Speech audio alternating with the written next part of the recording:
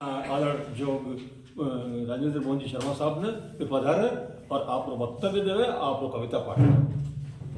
समृद्ध मंच से ज़्यादा समृद्ध श्रोता, galaxy of stars is sitting there among the respected Dadi साहब।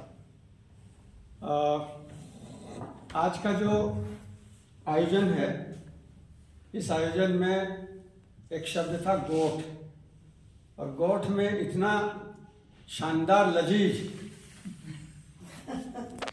परोसगारी हुई है कि मन नहीं कर रहा कि ये समझ जाए कार्यक्रम। मैंने बहुत सारे कार्यक्रम देखे हैं, देश भर में घूमा हूँ मैं।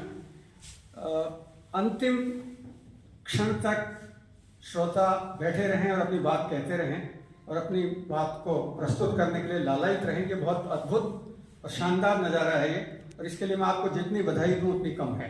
आप सब बहुत बधाई के पात्र हैं, आपने बहुत सक्सेसफुल आयोजन किया है, बहुत शानदार आयोजन किया है ये।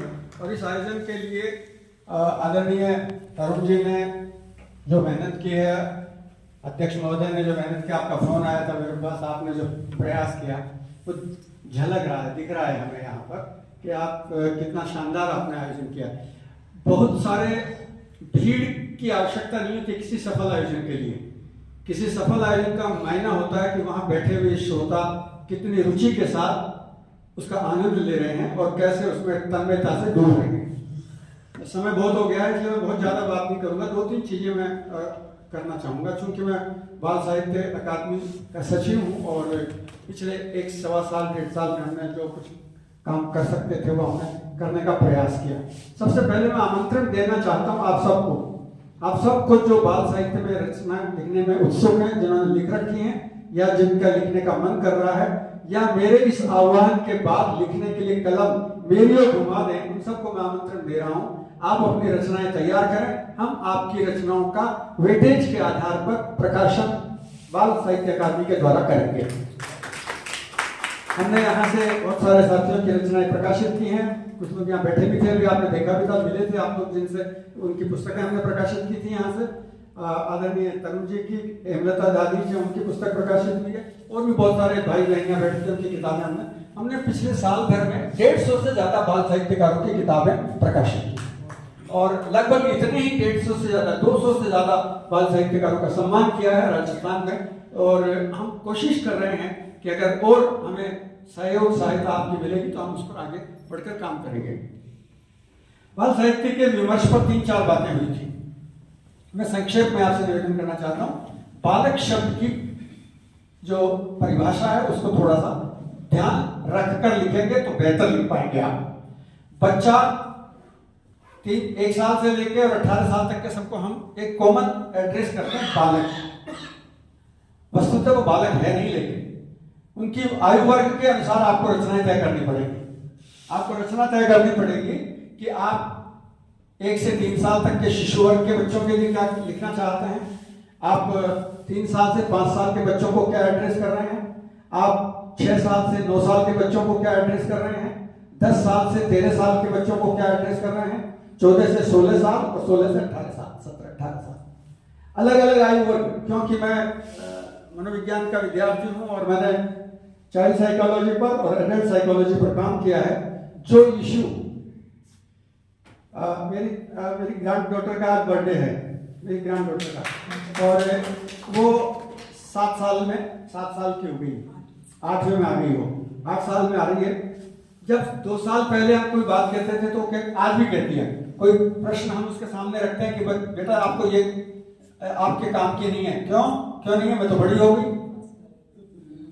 और अगर हम किसी काम को उसको करने का मन नहीं तो तुरंत पलट के जवाब देती है, नहीं मैं अभी इतनी बड़ी थोड़ी हूँ कोई ये काम कर लूंगी मैं। चाइल्ड साइकोलॉजी, बाल मनोविज्ञान की गहराई से समझिए, नंबर 1। नंबर 2, बाल मनोविज्ञान को समझने के साथ साथ आपके हाथ में जो जादू का पिटारा है इसको समझिए आप। ये कहने से काम नहीं चलेगा कि दादी की कहानी सुना दें और नानी की कहानियां सुना दें। दादी नानी की कहानियां सुनने के लिए हम लोग बैठे हैं, बहुत हो गया है। दादी आपको कौन सुनेगा, मुझे कौन सुनेगा?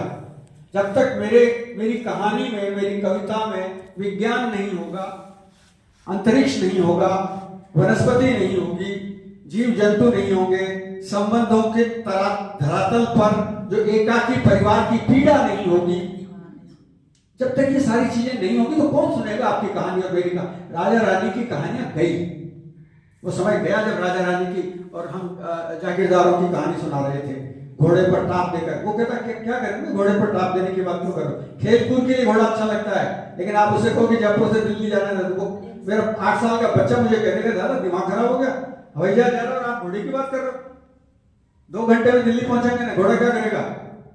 तो टेक्नोलॉजी के साथ, तकनीक के साथ समझने की आवश्यकता है। तकनीक इतनी तेजी से बदल रही है, आर्टिफिशियल इंटेलिजेंस ने सारी दुनिया का रंग बदल दिया है। मेरी बहनें यहाँ बैठी हैं, आप आर्टिफिशियल इंटेलिजेंस का, आप जो मेकअप करवाने जा रही हैं ना, उस मेकअप वाले के पास भी आर्टिफिशियल इंटेलिजेंस का इनपुट है, और वो जो मेकअप आर्टिस्ट है वो ये बता रहा है कि इस मैडम के इस चेहरे पर इस कलर का मेकअप बैठेगा या नहीं बैठेगा। वो अब अपने दिमाग नहीं लगा रहा है, आर्टिफिशियल इंटेलिजेंस का सहारा ले रहा है। तो आप बताइए ना, आप हम कहां बात कर रहे हैं। हमको विज्ञान के साथ कदम ताल करना पड़ेगा, दुनिया के साथ, बदलाव के साथ आगे बढ़ना पड़ेगा, और बाल मनोविज्ञान के धरातल को पकड़कर बाल साहित्य की रचना करनी पड़ेगी। इसीलिए हमने पहली बार देश में लोक का आलोक योजना के अंतर्गत हमने 5 खंड कहानी संग्रह के छापे, और आपको आश्चर्य होगा हमारे पास लगभग 2000 कहानियां आई थी, जिनमें से हमने 250 कहानियों का चयन करके उनको छापने का काम किया। 2000 में से 250, और उसमें जो कहानी संग्रह के हमारे जो शीर्षक थे, उसमें विज्ञान की कथाएं, खंड खंड पाखंड, पुराणों से निकले बुद्धिमान बच्चे, रिश्तों की मधुर मिठास और संबंधों का आधार, ये 5 खंड थे हमारे कहानी संग्रह के। इन टाइटल्स पर हमने कहानियां मांगी थी, और हमारे युवा व्यंग्यकार, लेखक, साहित्यकार, जो बाल साहित्य से जुड़े हुए लोग थे, उन्होंने हमारे रचना को संपादन किया। आप सब पढ़ते हैं जिनको रोजाना, दैनिक भास्कर की संपादक साहित्य की रचना समंदर, वो हमारी एक खंड की संपादक है, जो रोजाना आप जिसको हर हफ्ते आपके पास भास्कर आता है, उसमें रचना समंदर का मधुरिमा का एक अंक आता है आपके पास, उस मधुरिमा की संपादक है वो। आप देखिए हमने कितने लोगों से काम करवाया। हमने तस्नीम राजस्थान पत्रिका में काम कर रही है, उनसे संपादन करवाया। हमने नवोदित साहित्यकार के रूप में साहित्य अकादमी से सम्मानित संदीप मील से संपादन करवाया। तो हमारे जो संपादक हैं वो हमने यंग लोगों को चुना और उनसे कहा कि आप लोग इस पर पैनी नजर लगाकर काम कीजिए इस पर, और हमें उस पर सफलता मिली। हमने बाल साहित्य को दिशा देने का काम करने के साथ साथ एक और अद्भुत काम किया था। हम लगभग 1.5 करोड़ बच्चों तक पहुंचे हैं। राजस्थान पत्रिका के साथ मिलकर हमने काम किया। गर्मी की छुट्टियों में महापुरुषों पर अपने भाषा में, अपने शब्दों में संस्मरण लिखिए और हमें भेजिए। 1.5 करोड़ बच्चों तक हम पहुंचे हैं। 75,000 से ज्यादा एंट्री हमारे पास आई है। 75,000 एंट्री हमारे पास, 75,000 एंट्री आई है हमारे पास। हमने उनमें से बच्चों को छांटा, नन्हे शांति दूत करके उनको पुरस्कार देने का अब रिजल्ट जारी करेंगे और उनको परिणाम तैयार हो गए हमारे।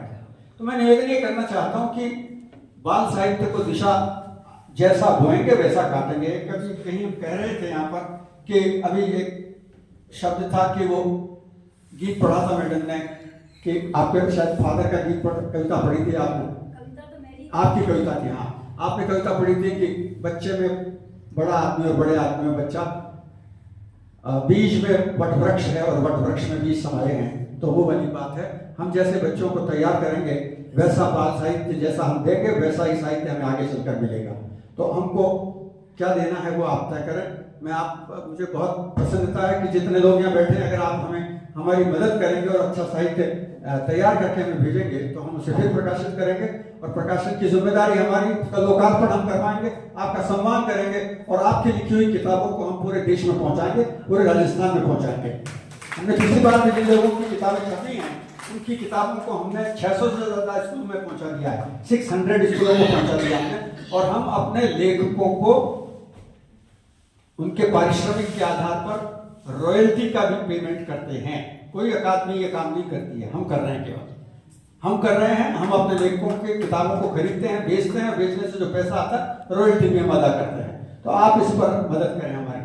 राजस्थानी भाषा में भी हम अगली बार जो प्रकाशन होगा उसमें कुछ चुनी किताबें राजस्थानी में लाएंगे। अभी तक केवल हिंदी में काम कर रहे थे, अब हम हिंदी के साथ साथ राजस्थानी में भी अपनी पुस्तकों का, बाल साहित्य की पुस्तकों का प्रकाशन करने की योजना हाथ में ले रहे हैं। तो मेरा निवेदन है कि आप राजस्थानी में लिखें, हिंदी में लिखें या राजस्थानी से हिंदी में अनुवाद करें, जो भी आपको ठीक लगे उस तरह का आप काम करें और हमें यह अवसर दें कि हम आपके साथ जुड़ सकें। जयपुर, उदयपुर, बीकानेर, जोधपुर, कोटा, मेरे पास एक पूरी लंबी लिस्ट है जहां से हमें बहुत भारी संख्या में बाल साहित्यकारों ने सहयोग दिया, उनकी रचनाएं आई हैं और हमने उसको प्रकाशित किया है। हम एक पत्रिका का प्रकाशन भी करते हैं जिस पत्रिका का नाम है बच्चों के लिए सतरंगा बचपन। पत्रिका का प्रकाशन है, उस पर रचनाएं भेजिए, हम उसमें भी आपकी बाल कहानियां, कविताएं, गीत, नाटक, विज्ञान कथा, जो भी आपको जिस विधा में भी आपको अच्छा लगे उसको भेजिए, हम उसको प्रकाशित करने का काम करेंगे। समय बहुत हो गया है और घड़ियां सभी लोग देख रहे हैं और अब हमें आदरणीय किशन जी सर का भी गीत सुनना है। बोल लिया तो आप मेरी तरफ से बोल दी, बढ़िया। तो मैं अपनी बात को बस यहाँ एक राजस्थानी एक कविता छोटी सी सुनाकर अपनी बात को समाप्त कर रहा हूँ।